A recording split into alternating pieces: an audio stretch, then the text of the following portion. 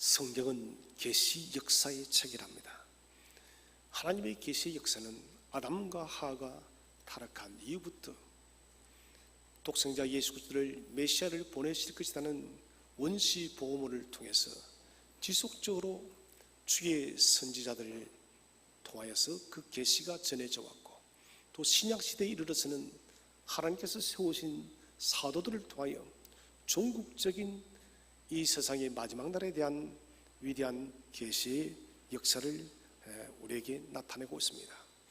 우리는 성경의 이 계시를 통하여 우리가 사는 이 시대를 어떻게 살아가며 우리가 어떻게 하나님의 기쁨의 구원의 자녀가 되어서 하나님의 영광을 위해서 살 수 있는지를 계시의 역사책인 성경을 통해서 알고 있습니다. 다니엘서에서는 7장에서 12절까지를 우리가 4대 묵시랍니다. 4대 계시. 다니엘서에서 7장에서 12장까지 하나님께서 위대한 계시의 말씀을 주었다는 것입니다. 오늘 읽은 10장부터 12장은 4대 묵시, 4대 계시 중에 마지막 부분입니다. 히데길 강가에서 보았던 가장 큰 계시가 오늘 본문의 내용입니다. 언제 다니엘은 이 계시를 받았는가? 10장 1절을 보면은 고레스 왕 3년, 그러니까 주전 536년에 다니엘이 하나님의 위대한 계시를 보게 되어집니다. 이 계시는 바사 왕, 페르시아의 왕인 이 고레스 때부터 헬라 제국을 거치고 로마를 거치고 종국적으로 12장에서는 온 세상의 마지막 날까지 계시가 나타나고 있다는 것입니다. 계시의 역사 속에서 이스라엘 유대 백성들은 고난과 핍박을 받았습니다. 특별히 성취되어졌던 것은 주전 160년경에 이스라엘 백성에는 역사상 찾아볼 수 없는 큰 핍박이 찾아왔습니다. 헬라의 안티오쿠스 에피파네스가 하나님의 성전에서 번제단을 치워버리고 제우스 제단을 세우는 아주 정말 상상할 수 없는 일이 벌어졌습니다. 다니엘서는 이것을 먼저 성취되어진 관점 속에서는 11장 31절에서 멸망에 가정한 것이라 그렇게 표현을 하고 있는데, 이것은 전국적으로 우리가 사는 이제 얼마 남지 않은 이 시대의 우주적 종말 앞에서도 여러분 적 그리스도라는 멸망에 가정한 것이 반드시 나타난다는 것입니다. 경건한 성도들은 이 안티오쿠스 황제가 요구하는 그 의식과 그리고 그 우상숭배 앞에서 그들이 거부하다가 수많은 사람들이 고문과 그리고 이를 통해서 순교의 현장으로 그들은 갔습니다. 하나님께서는 다니엘을 통해서 이스라엘이 당할 역사와 더불어서 세계 역사의 종말적 계시가 이 다니엘서 10장부터 12장까지 담겨 있다는 것입니다. 다니엘은 이 계시가 너무나도 크고 놀라워서 혼절했다, 기절했다라고 성경은 기록을 하고 있어요. 천사 가브리엘이 다니엘을 깨우기 위해서, 일으키기 위해서 직접 방문까지 오게 되었다는 것입니다. 우리는 하나님의 계시의 역사를 받은 이 다니엘을 주목해 봐야 됩니다. 다니엘이 이렇게 큰 하나님의 사명을 감당할 수 있게 된 것은 그에게는 영광스러운 일이고, 또한 우리들에게도 다니엘에는 복된 사람이 있었기 때문에 우리는 하나님의 계시의 말씀을 해석할 수가 있고 또 그 말씀을 적용할 수가 있다는 것입니다. 오늘 성경 11절에서는 하나님께서는 다니엘에게 이르되 큰 은총을 받은 사람 다니엘아. 아주 복된 말입니다. 사람들이 많이 있습니다. 사람들을 부를 때 우리가 어떤 별명, 어떤 칭호로 부르느냐에 따라서 그 별명과 칭호는 그 사람의 특징을 이야기합니다. 다니엘은 어떤 별명을 가지고 있는가? 큰 은총을 받은 사람이라는 것입니다. 사랑하신 여러분, 저와 여러분도 다니엘처럼 큰 은총을 받은 사람이 저와 여러분의 별명이 되시기를 바랍니다. 우리의 별명이 있다면 하나님의 큰 은총을 받은 누구 얼마나 더 멋진 별명인가요? 그러면 우리가 첫 번째로 생각할 것은 다니엘은 어떻게 하나님의 큰 은총을 받은 사람이 되었는가? 그 첫 번째는 세상의 방식을 거부하고 말씀을 기준으로 경건한 삶을 살았기 때문에 다니엘은 큰 은총을 받은 사람이었어요. 다니엘은 유다의 왕족이었습니다. 어린 시절부터 그는 하나님을 아주 경건하게 예배했던 사람입니다. 마치 사무엘처럼 그는 하나님을 늘 사모하며 어릴 때부터 믿음으로 살았던 사람입니다. 다니엘은 유다가 멸망할 때 바벨론의 포로가 되어서 끌려왔습니다. 낯선 땅, 이국 땅 바벨론의 포로가 되어져 왔지만은 다니엘은 그 마음의 중심에 섬기는 하나님을 단 한 번도 그는 놓치지 않았습니다. 우상을 섬기는 바벨론의 그 궁전에서 바벨론의 진미를 먹지를 않았습니다. 똑똑한 아이들을 바벨론에서는 왕의 진미를 먹여서 그들을 바벨론의 정치인으로 키워냈다는 것입니다. 모든 사람들이 왕의 진미를 먹고 그리고 타협하고 우상을 섬기는데 다니엘은 그렇게 하지 않았다는 것입니다. 왕의 진미를 거절하고 환관장에 구합니다. 우리를 테스트하라. 10일 동안 채식을 먹은 자와 왕의 진미를 먹은 자 어느 사람이 더 얼굴빛이 더 좋은지를 테스트하라. 자, 이것은 다니엘이 우상에 드려졌던 고기와 포도주 대부분 이 우상의 제물들을 거절하고 우리는 이런 우상의 제물을 먹지 않아도 하나님이 공급하시고 하나님이 율법 속에 말씀 속에 말씀한 그것만을 먹어도 우리는 충분하게 빛난 얼굴을 가질 수 있다는 것을 그 스스로가 믿음의 싸움을 한 것이에요. 믿음의 싸움. 다니엘이 이렇게 한 것은 하나님의 말씀의 법을 지키기 위한 치열한 싸움입니다. 여러분, 포로가 되어서 왕의 진미를 거절한 것은 사형입니다. 다니엘이 왕의 진미를 거절한 것은 자신의 목숨을 내어놓고 왕의 진미를 거절했다는 것입니다. 자, 말씀의 법대로 산다는 것은 단호한 결단이 있어야 됩니다. 지금 우리는 굉장히 혼돈스러운 시대 속에 살고 있습니다. 세상은 정말 여러분 우리들을 향한 유혹되어진 일들이 너무나도 많아서 그 유혹으로 우리를 덮쳐오고 있고 또 교회마저도 여러분 이 유혹 앞에서 병든 시대 속에 살고 있다는 것입니다. 지금 우리는 무엇보다도 우리 스스로가 강력한 믿음의 신앙의 결단을 해야 돼요. 각자가 하나님 앞에서 하나님 말씀의 뜻대로 살아가기 위한 치열하고 또 견고한 믿음의 결단이 요청되어진다는 것입니다.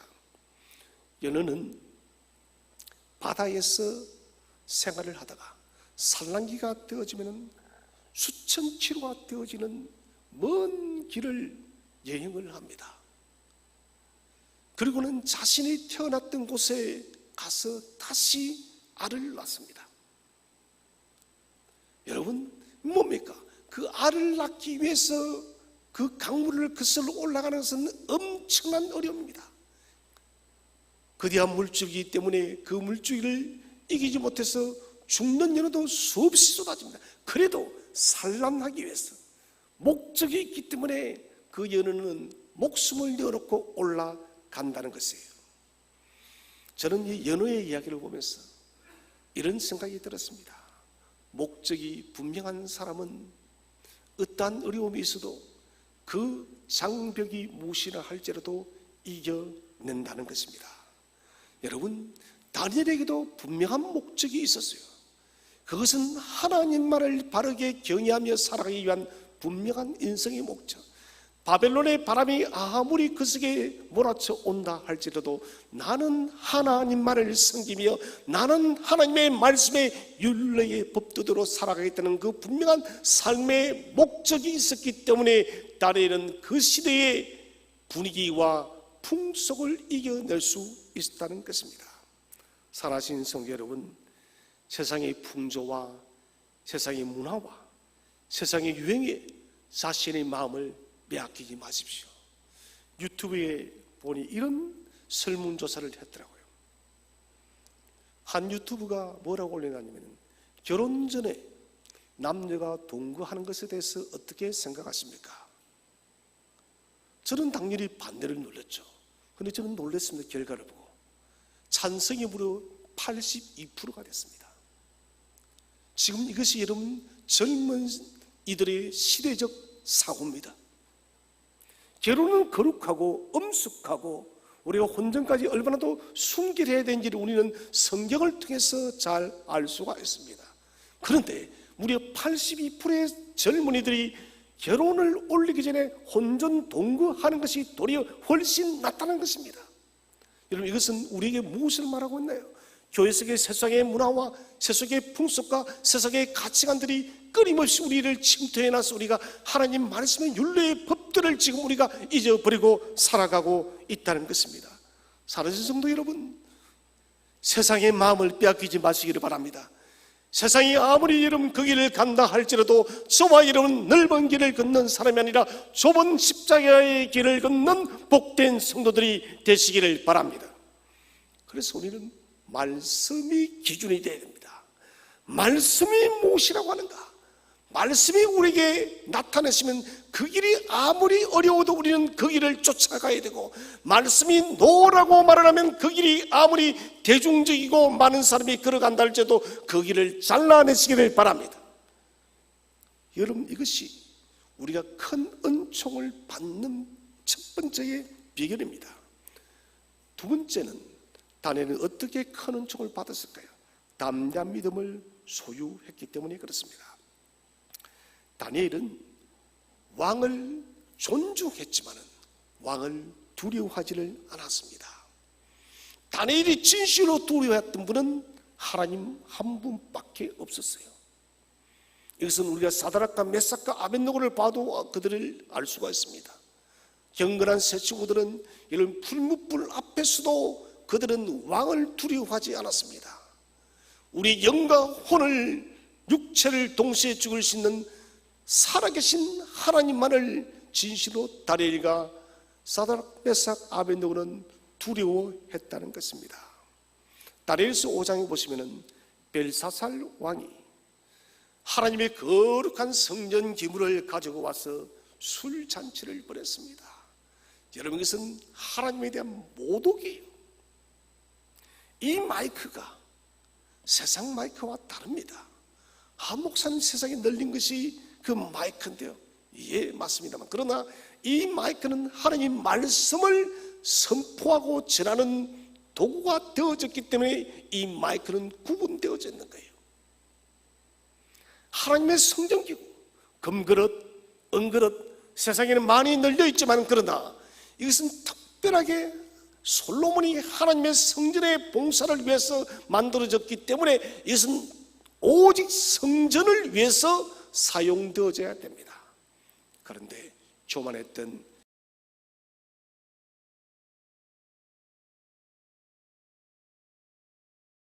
이 벨사살 왕이 성전 기물을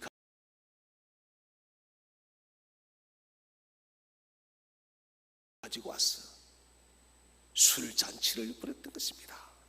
그때 하나님의 손가락이 벽에 나타나서 글을 썼습니다. 메네메네 데겔 우바르신, 하나님의 손이 여러분 손가락에 나타나서 벽에 글을 쓰니 벨사살이 여러분 두려워서 어찌할 바를 몰랐습니다. 잔치를 벌였던 모든 사람들도 두려움과 공포 속에 있었어요. 갈대아 사람 어느 누구도 그 글을 해석할 수가 없었습니다.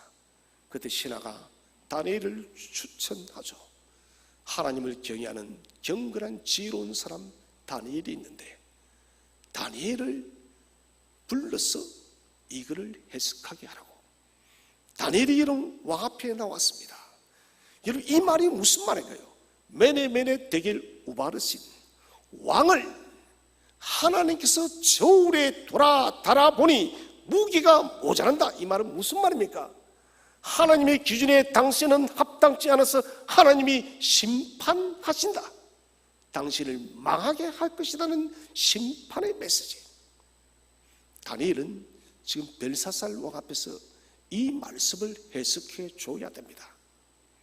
다니엘은 이 음주한 상에서 그는 전혀 두려워하지 않습니다. 저는 다니엘은 그 두 발은 땅을 밟고 살았지만 그는 이미 천상의 삶을 사는 사람이에요. 육체의 모든 것을 초월해서 하늘의 삶을 살았던 사람이 바로 다니엘이에요.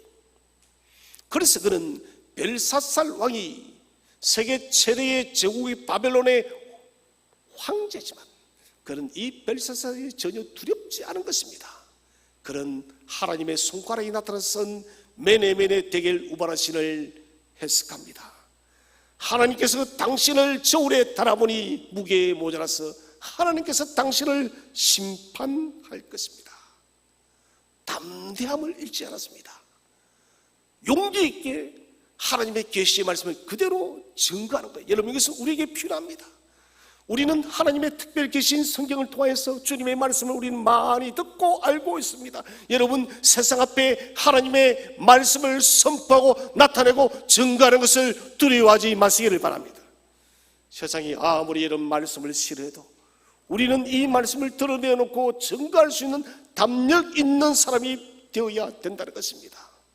세상이 기독교를 낮추어 보기도 합니다. 욕설 같은 말도 많이 제가 입에 담지는 못하겠지만은 여러분, 그럴지라도 그렇게 살아가는 욕을 들어붙는 그리스도인들이 있다 할지라도 저와 여러분은 바르게 살아서 여러분 바른 삶을 통하여 주님의 계시의 말씀을 세상이 무엇이나 말하든 담대하게 전하시기를 바랍니다. 이게 여러분 우리 교회의 할 일입니다. 담대함을 잃으면은 모든 삶이 모든 믿음이 위축되어집니다. 담대함을 잃게 되어지면은 우리는 하나님의 사람으로 살아갈 수가 없습니다. 디모데에게 바울은 말합니다. 하나님이 네게 주신 것은 두려워하는 마음이 아니라 담력과 근신하는 마음이니, 담대함과 근신하는 마음을 주는 것이지 네게 두려워하는 마음을 준 것이 아니라는 것입니다. 여러분, 하나님은 저와 여러분에게 두려워하는 마음을 주신 것이 아니라 담대함을 주었음을 믿으시기를 바랍니다. 요한복음 16장 33절을 다 함께 읽어보겠습니다. 시작. 너희에게 이르는 것은 너희로 내 안에서 평안을 누리게 하려 함이라. 세상에서는 너희가 환난을 당하나 담대하라, 내가 세상을 이겼노라. 아멘. 세상에서는 너희가 환난을 당하나, 여러분 환난 당합니다. 어려운 일이 더 많이 찾아올 것입니다. 여러분, 이 세상의 모습은 또다시 탈바꿈되어질 것입니다. 전쟁의 공포가 어쩌면 여러분 전 세계에 닥쳐올지도 모르겠습니다. 우리가 상상할 수 없는 일들이 성경에서 기록되어진 일들이 그대로 나타나게 되어질 것입니다. 그러나 여러분, 그런 시간, 그런 세상이 찾아온다 할지라도 담대하시기를 바랍니다. 주님이 세상을 이기셨기 때문에 당신은 불꽃 같은 눈으로 저와 여러분을 반드시 보호할 줄을 믿으시기를 바랍니다. 담대한 믿음은 하나님의 은총을 받는 비결입니다. 왜 그럴까요? 이 세상에 두려움을 두려워하지 않고 두려움이 다가올수록 하나님의 말씀과 하나님의 계시를 더욱더 증거하는 믿음의 사람이기 때문에 이것이 여러분 은총을 받는 두 번째의 비결입니다. 세 번째의 비결은 기도에 전념하는 사람이었습니다. 다니엘은 하루에 3번씩 기도했다고 우리가 잘 알고 있습니다. 한번 본문을 더 읽어보겠습니다. 다니엘서 6장 10절. 다니엘서 6장 10절. 6장 10절입니다. 다니엘서 6장 10절 말씀. 제가 읽어드리겠습니다. 전에 하던 대로 하루 3번씩 무릎을 꿇고 기도하며 그의 하나님께 감사하였더라. 아멘. 전에 하던 대로 다니엘은 기도라는 것이 그의 삶 속에 쫙 빼어져 있는 것입니다. 기도가 다니엘의 인생을 만든 것입니다. 하루에 3번씩 유대인의 그 관습도 관습이지만은 하루에 3번 기도하는 것이 다니엘에게는 최고의 기쁨이었기 때문에 그는 항상 하나님께 무엇보다도 누구든지 다른 신이나 누구에게 기도하거나 섬기면은 사자굴에 던져 넣는다는 그 말을 듣고도 다니엘은 창문을 시오르로 향하고 열고 그런 그들의 고소자가 바라보는 가운데 속에서 기도한 거예요. 규칙적인 기도 생활, 경건생활, 이것은 우리의 힘의 원천입니다. 어떤 목사님이 페이스북에 이런 글을 적어놨더라고요. 목회자는 대체 얼마나 기도를 해야지 성도들의 삶까지 다 커버를 할 수 있는 기도가 될까? 저는 거기에 대해서 답변은 하지 않았지만 최소한 2시간 이상씩 기도하라. 최소한 2시간 이상 기도하라. 좀 더 가능하다면 3시간씩 기도하라. 그러면은 성도의 삶이 변화되어질 것이고 설교는 반드시 영성 있는 설교로 나가게 될 것이다. 우리는 주님께서 겟세마네의 기도를 보면은 이런 겟세마네의 기도는 십자가를 이긴 기도예요. 주님은 이런 새벽 늦은 밤 언제나 기도할 처소를 찾고 기도하기에 전력을 다했다는 것입니다. 우리는 이 기도 생활을 놓치게 되면 모든 것이 무너져 내립니다. 여러분, 세상 사람을 변화시킬 수 있는 그 힘은 기도에 있음을 믿으시기를 바랍니다. 아직까지 주를 모르는 자녀들, 가족들, 친지들이 주께로 돌아오는 그 비결도 기도에 있음을 믿으시기를 바랍니다. 우리가 간절한 열망과 소망을 품고 가부의 그 강청한처럼 주께 구할 때 주님은 우리에게 떡을 선물로 반드시 주실 것입니다. 10장 3절에도 보시면은 다니엘은 하나님의 이 계시 앞에 21일 동안 금식하며 기도했습니다. 특별한 일이 있을 경우는 금식하며 더욱더 엎드려져야 됩니다. 여러분, 어쩌면 이제는 저와 여러분에게 금식을 자주 해야 되는 시대가 찾아올 것입니다. 저도 금식을 그렇게 많이 해본지는 않았습니다. 그러나 금식을 해야 될 때가 찾아온다는 거예요. 오늘 다니엘이 보았던 것은 온 시대의 우주적 종말이에요. 이 우주적 종말이 저와 여러분의 현실 앞에 찾아오게 될 때 우리는 하나님께 금식하며 기도해야 된다는 것이에요. 여러분, 인생이 중요하고 위급하고 어려운 순간이 찾아올 때 금식하며 기도하시기를 바랍니다.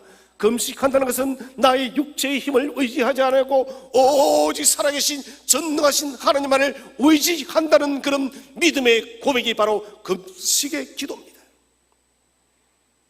다니엘의 생애는 영적 기복이 없었습니다.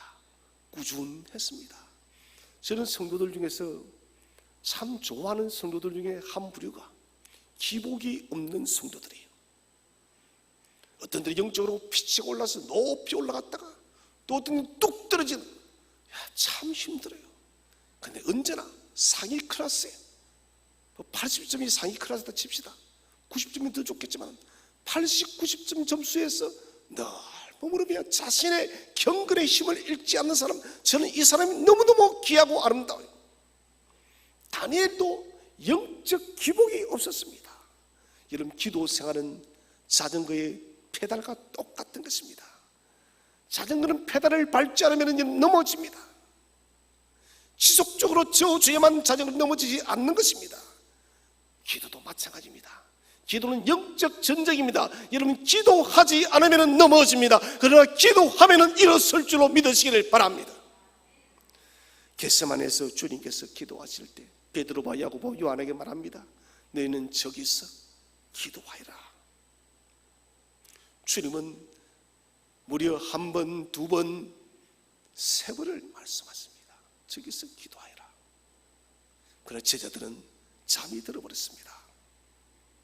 만약에 베드로와 야고보, 요한이 그때 기도했더라면, 주님의 그 기도와 함께 동력하여서 간절히 하나님께 기도했더라면 어쩌면 베드로는 여러분 순교의 첫 열매가 되었을 것입니다. 대제사장의 뜰에서 주님을 배반하는 그런 일은 없었을 것입니다. 그리고 제자들이 기도했더라면 주님의 십자가의 죽음 이후에도 그들은 뿔뿔이 흩어지지 않았을 것입니다. 기도는 시험을 이기는 능력이 됩니다. 기도는 하나님의 보좌로 나아가는 위대한 도구가 되어집니다. 엘리야가 기도했더니 여러분 3년 6개월 동안 비가 오지 않았고, 여러분 그가 다시 기도하였더니 비가 내렸음을 믿으시기를 바랍니다. 히스기야가 죽음을 눈앞에 두고 하나님께 얼굴을 구하고 죽게 도움을 요청했더니 그의 생명이 15년 연장됐음을 믿으시기를 바랍니다. 기도는 능력입니다. 기도는 은총을 입은 자에게 주시는 하나님의 위대한 선물입니다. 사랑하는 성도 여러분, 이 묻은 일기 속에서 우리가 기도하기를 게을리하지 마시기를 바랍니다. 기도할 때 하나님은 저와 여러분을 하나님의 은총을 입은 사람으로 세워줄 줄로 굳게 믿으시기를 바랍니다. 두 번째 주제는 다니엘에게 왜 두려움이 찾아왔을까요? 그 첫 번째는 하나님의 거룩한 계시 앞에 연약한 자신을 발견했기 때문에 그렇습니다. 다니엘이 두려워했던 것은 하나님의 그 거룩하고 너무나도 큰 계시 앞에 작고 작은 죄인 되어진 연약한 자신을 발견하니 다니엘에게 두려움이 찾아왔다는 것입니다. 우리가 성경을 읽다 보면은 손이 벌벌 떨릴 때가 있습니다. 저는 레위기서를 읽을 때 특히 그렇습니다. 레위기서는 끊임없이 거룩을 요청하고 있으니 나는 목회자로서 목사로서 이런 거룩한 삶을 살고 있는가? 그런 말씀에 비춰볼 때 그런 거룩의 경건들의 형편이 없다는 것입니다. 성경을 읽어나갈 때 손이 부들부들 떨리고 이 거룩하신 하나님 앞에서 나는 어떻게 살아야 될까는 두려움이 찾아온다는 것입니다. 다니엘도 놀란 이 계시 앞에서 하나님 앞에 감히 설 수 없는 죄인이라는 것을 깨달았다는 것입니다. 우리 다니엘서 10장 17절을 읽어보겠습니다. 다니엘서 10장 17절 시작. 내 몸에 힘이 없어졌고 호흡이 남지 아니하였사오니 내 주의 이 종이 어찌 능히 내 주와 더불어 말씀할 수 있으리까 하니. 아멘. 여기 보시면 내 몸에 힘이 없어지고 마치 호흡이 숨이 남지 않은 것 같습니다. 너무 큰 계시를 보고 하나님의 그 거룩한 임재 앞에 몸이 죽은 자처럼, 이것은 뭡니까? 죄인 되어진 우리들이 하나님을 직면하면은 하나님 위대한 계시 앞에 서면 우리는 이런 상태가 될 수밖에 없다는 것입니다. 그러면서 말합니다. 내 주의 이 종이 어찌 능히 내 주와 더불어 말씀할 수 있습니까? 나는 주 하나님과 말씀할 수 있는 그런 존재가 못 된다는 것입니다. 큰 계시 앞에 다니엘은 자신의 비천과 무가치함을 깨달았던 것입니다. 여러분, 주의 말씀을 들을 때 우리의 낮고 낮음을 비천함을 깨달으시기를 바랍니다. 우리는 여러분 무엇이 형통하여 번창해서 여러분 사월의 길을 가서는 안 됩니다. 여러분 무엇이 형통할 때는 더욱더 겸손하시기를 바랍니다. 그 모든 하나님이 주신 은총이라는 것입니다. 사울은 위대한 승리를 얻고도 그 승리가 자신의 힘인 줄 알았습니다. 우리는 사울의 길을 가서는 안 됩니다. 여러분 살아가면 살아갈수록 하나님 앞에 더욱더 낮고 낮은 자가 되시기를 바랍니다. 그래서 다니엘은 말합니다. 하나님, 나는 계시의 말씀을 감당할 수 없는 부족한 사람입니다. 겸손한 고백이고 어쩌면 사실인지 모르겠습니다. 주의 말씀을 여러분 붙들고 묵상하게 되면 말씀 앞에 작아지는 저 자신을 보게 되죠. 때로는 주여 나는 이 말씀을 선포할 수 없는 죄인이라는 그 사실을 너무나도 많이 깨닫게 되어집니다. 여러분 말씀 앞에 두렵고 떨린 마음으로 서시기를 바랍니다. 말씀 앞에 두렵고 떨리는 마음으로 주 앞에 설 때 하나님은 여러분 우리에게 새 힘을 주신다는 것이에요. 하나님은 저와 여러분에게도 큰 은총을 입은 사람이라고 있습니다. 그것은 우리가 예수 그리스도를 구주로 모시고 그리스도인이 되어졌기 때문에 우리는 하나님의 큰 은총을 입은 사람인 것입니다. 그리스도인의 이름 앞에 두렵고 떨림이 있어야 됩니다. 여러분 이 그리스도인이라는 이름을 얻기 위해서 어떤 일이 벌어졌습니까? 하늘에 독생하신 성부의 독생자가 이 땅에 사람의 몸을 입고 가장 낮고 낮은 곳에 임재하시고 인류의 모든 죄악을 짊어지고 저주의 십자가에 못 박혀 죽은 결과 저와 여러분이 그리스도인이 되어진 거예요. 그렇다면 우리는 여러분 십자가의 이 사랑을 받을 수 없는 사람이라는 것입니다. 그럼에도 불구하고 우리가 이 사랑을 받았다면 십자가의 사랑 앞에, 그리스도인의 이런 이름 앞에 이름 두렵고 떨리는 마음으로 살아가시기를 바랍니다. 이 시대는 여러분 말씀이 설교가 없는 시대가 아니에요. 설교는 여러분 인터넷을 통해서 여러분 핸드폰만 켜면은 우리는 세계의 모든 설교도 다 들을 수가 있습니다. 문제가 무엇입니까? 우리가 말씀을 들어도 두렵고 떨리는 마음이 없기 때문에 이 시대는 설교의 홍수 속에서도 빈곤의 시대를 살아간다는 것입니다. 두 번째는 다니엘에게 찾아온 두려움은 너무나 크고 놀라운 계시로 인해서 두려움이 찾아왔습니다. 다니엘은 이스라엘 백성에 대해서 특별히 염려를 했습니다. 실제적으로 서두에 말씀드렸다시피 안티오쿠스에 의해서 이스라엘 백성은 큰 시련과 고통을 당했습니다. 그런데 다니엘이 본 것은 이 계시가, 이 묵시가 이스라엘의 문제를 넘어서 전 열방을 향하고 있다는 것이에요. 마지막 시대에 안티오쿠스 에피파네스와 같은 그런 적 그리스도가 등장한다는 것을, 요한계시록에 나타나 있는 적 그리스도의 등장을 이미 다니엘은 보고 있다는 거예요. 우리 요한계시록 13장 4절을 읽어보겠습니다. 요한계시록 13장 4절 시작. 용이 짐승에게 권세를 주므로 용에게 경배하며 짐승에게 경배하여 이르되 누가 이 짐승과 같으냐, 누가 능히 이와 더불어 싸우리요 하더라. 누가 이 짐승과 같으냐? 여러분 다니엘서 10장도 읽어보시면 미가엘 천사가 오려고 하는데 길이 막힙니다. 가브리엘 천사가 오려고 하는데 길이 막힙니다. 누가 막습니까? 타락한 천사가, 사탄이 막으니까 미가엘이 왔어야 비로소 다니엘에게 소식을 들려주었답니다. 이 적 그리스도는, 이 짐승은 여러분 타락한 천사입니다. 천사장입니다. 가장 강력한 힘을 가지고 있고, 유다서도 보면은 여러분 전적의 천사인 미가엘도 모세의 신을 두고 여러분 이 사탄과 싸우는 것은 다만 서로 말로써 이런 변론만 할 뿐이었습니다. 그만큼 강력한 존재가 바로 이 짐승 적 그리스도라는 것입니다. 여러분 이것은 우리가 사는 지금 마지막 시대에 얼마 남지 않은 일입니다. 말세는 이미 주님께서 초림하시는 때부터 말세가 진행되어 왔는데 지금 저와 여러분이 서 있는 이 말세는 마지막 시대예요. 마지막 시대입니다.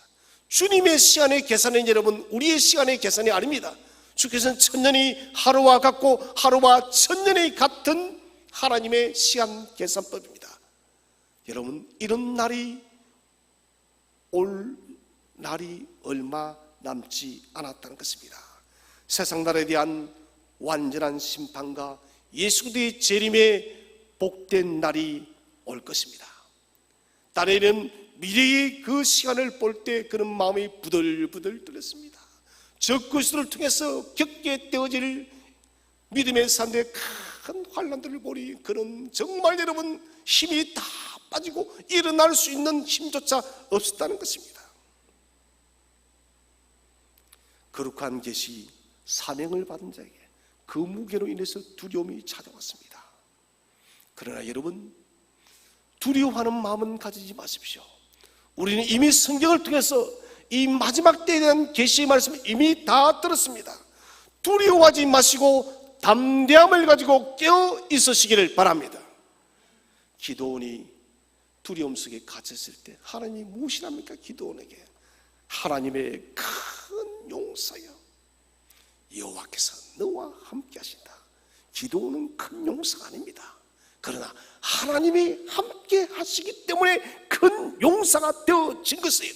저와 여러분은 큰 용사가 아니어도 하나님이 저와 여러분과 함께하였기 때문에, 함께하고 있기 때문에 큰 용사가 될 줄을 믿으시기를 바랍니다. 이 마지막 때에 여러분 어떤 환난, 어떤 고난, 어떤 고통이 찾아온다 할지라도 저와 여러분 큰 용사가 되어서 이 환난의 시기를 이길 줄로 믿으시기를 바랍니다. 그래서 여러분 두려워하지 마시고 샬롬을 주시는 하나님을 만나시기를 바랍니다. 이제 마지막 세 번째 주제입니다. 하나님은 다니엘을 어떻게 일으키시는가? 첫 번째는 평안을 주십니다. 우리는 크게 은총을 받은 사람입니다. 오늘 11절에 내게 이르되 큰 은총을 받은 사람 다니엘아, 이 말씀이 평안의 말입니다. 지친 다니엘을 누구보다 더 잘 아시는 주님이시기 때문에 주님은 큰 은총을 받은 다니엘아 라고 함을 통해서 다니엘아, 너는 큰 은총을 받았기 때문에 네가 본 이 놀라운 또 두려운 이 계시, 이거 두려워하지 말라는 것입니다. 저와 여러분도 예수 그리스도의 십자가 보혈로 믿음으로 우리가 큰 은총을 받은 사람이 되어졌기 때문에 이런 세상에 무슨 일이 일어나도 놀라거나 두려워하지 마시기를 바랍니다. 담대해야 된다는 것입니다. 우리는 지난 주일에 홍수로 인해서 지하에 있던 한 가족이 순식간에 목숨을 잃은 기사를 봤고, 또 여러 많은 기사들을 봤습니다. 100년 만에, 110년 만에. 여러분, 그게 중요한 것이 아니에요. 이런 일들이 또 일어난다는 것입니다. 지진, 기근. 여러분, 기근은 우리가 아직 당해보지 않아서 잘 모릅니다. 기근이 벌어지면요, 그것은 사람이 죽는 거예요. 먹고 사는 문제이기 때문에. 전쟁, 지금 열국들이, 강국들이 전쟁 준비를 하고 있고 전쟁을 또한 하고 있습니다. 기후변화, 수많은 여러분 죄들이 우리를 지금 덮어오고 있다는 것입니다. 그러나 하나님 말씀하십니다. 큰 은총을 받은 샘떡의 성도들아, 내가 너에게 평안을 준다는 것입니다. 예레미야 29장 11절 말씀을 읽어보겠습니다. 예레미야 29장 11절 시작. 여호와의 말씀이니라. 너희를 향한 나의 생각을 내가 아나니 평안이요 재앙이 아니니라. 너에게 미래와 희망을 주는 것이니라. 아멘. 유다가 바벨론에 함락되어가는 절박한 상황 속에서 하나님 무엇이라 하십니까? 내가 너에게 주기를 원한 것은 평안이다, 재앙이 아니다. 지금은 예루살렘 성이 해파되어지고 불타고 없어진다 할지라도 내가 너에게 궁극적으로 주기를 원한 것은 평안을 주기를 원한다. 하나님은 그 역사를 70년 뒤에 회복하였음을 믿으시기를 바랍니다. 너에게 미래와 희망을 주겠다. 여러분, 우리의 미래와 희망은 무엇입니까? 그것은 바로 곧 천성 하나님의 나라임을 믿으시기를 바랍니다. 이 세상 나라는 불타서 없어진다 할지라도 여러분, 우리에게는 미래와 희망이 있는 영원한 새 하늘과 새 땅이 있습니다. 정치에 대해서 깊이 탄식을 하며 한 친구가 글을 보냈습니다. 제가 그렇게 답변을 짧게, 세상 나라는 항상 문제를 가지고 있다. 어떤 사람이 정치를 해도 세상은 항상 문제를 가지고 있다. 그러니 거기에 너무 많은 마음을 담지 말아라. 네 영혼이 피폐해진다. 그리고 기도하라. 그 일을 두고 걱정하고 마음 아파하기보다는 하나님께 기도하라. 그때 하나님의 선한 손이 함께 할 것이더라고. 여러분, 아무런 소망을 가질 수 없는 이 시대 같습니다. 그러나 우리가 여러분, 이런 소망 없는 시대 앞에서 우리가 낙심하고 주저앉으면 안 됩니다. 하나님 무엇이랍니까? 멸망하는 이 이스라엘 앞에서 내가 너희에게 주는 것은 미래와 희망을 준다.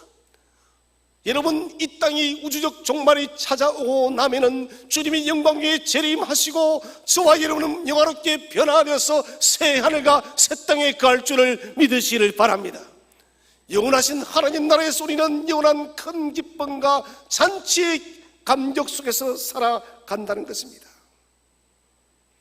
하나님이 주신 사명이 무거워 보일 때, 믿음의 길이 공고하고 힘들어 보일 때, 광자 가운데 서 있을 때 하나님은 오늘 천사를 보내어서 다니엘을 다시 일으켜 세웠듯이 저와 여러분의 처진 어깨를 다시 일으켜 세우고 우리 엎어져 있는 삶을 다시 세워줄 줄로 믿으시길 바랍니다.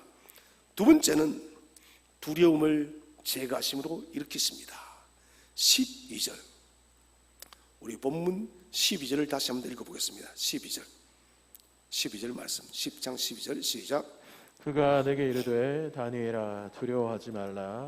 내가 깨달으려 하려 내 하나님 앞에 스스로 겸비하게 하기로 결심하던 첫날부터 내 말이 응답받았으므로 내가 내 말로 말미암아 왔느니라. 아멘.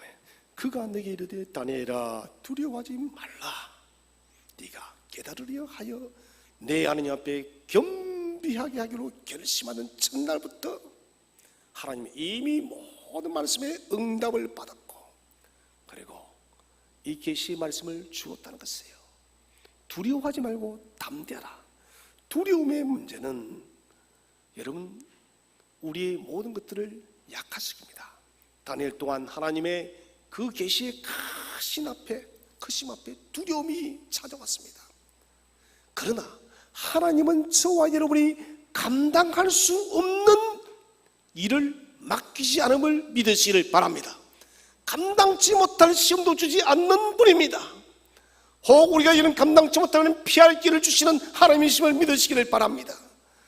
하나님께서는 다니엘이 감당할 수 있기 때문에 이 큰 계시의 한상을 부어주었다는 것입니다. 그리고 말합니다. 두려워하지 말라. 반드시 내가 네게 보여준 그 계시의 역사대로 이루리라. 이 말은 여러분 우리 굉장히 소망적입니다.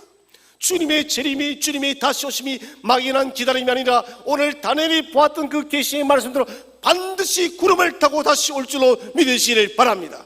그때 우리의 눈물과 아픔과 슬픔과 모든 고통을 다 닦아주시고 하늘의 놀란 위로로서 우리를 채워주실 것입니다. 하나님은 가나안 땅에 들어가는 여호수아에게 말씀하십니다. 너무나도 유명한 말씀이죠. 여호수아 1장 6절 말씀을 함께 읽어보겠습니다. 시작. 강하고 담대하라. 너는 내가 그들의 조상에게 맹세하여 그들에게 주리라 한 땅을 이 백성에게 차지하게 하리라. 아멘. 이스라엘 지도자 여호수아가 한 번도 가보지 못한 곳입니다. 요단강이 넘쳐 나르고 있습니다. 여리고는 강합니다. 철병거를 가진 그들입니다. 이 모든 상 앞에 하나님 뭐랍니까? 여호수아야 강하고 담대하라.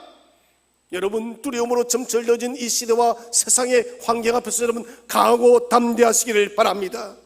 우리가 강하고 담대한 마음을 가질 때 주께서는 우리에게 두려움의 모든 마음을 사라지게 할 줄로 믿으시기를 바랍니다. 세상이 결코 본 적 없는 일들을 여러분 만난다 해서 여러분 두려워하지 마시기를 바랍니다. 이미 성경을 통하여 하나님은 다 계시하였습니다. 우리가 담대함을 가지고 어떤 문제가 찾아와도 여러분 이 문제를 담력으로 뛰어넘으시기를 바랍니다. 세 번째로 강건함을 주심으로 일으켜 주십니다. 19절 말씀을 우리 한번 함께 읽어보겠습니다. 10장 19절 말씀, 10장 19절 함께 읽겠습니다. 시작. 이르되 큰 은총을 받은 사람이여 두려워하지 말라. 평안하라. 강건하라. 강건하라.